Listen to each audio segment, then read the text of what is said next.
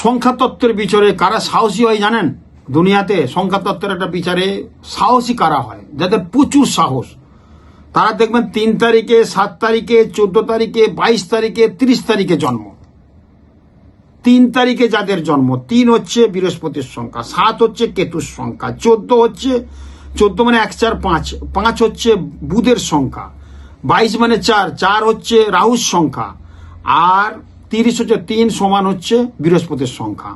দেখবেন ভীষণ ভালো ফল পাবে, ভীষণ কিন্তু তারা সাহসী হবে এবং সাহসিকতা দেখিয়ে তারা ফল পাবে ভালো। কিন্তু দেখবেন এই জাতর ব্যক্তিরা যাদের জন্ম তারা কিন্তু সাহসী হয়।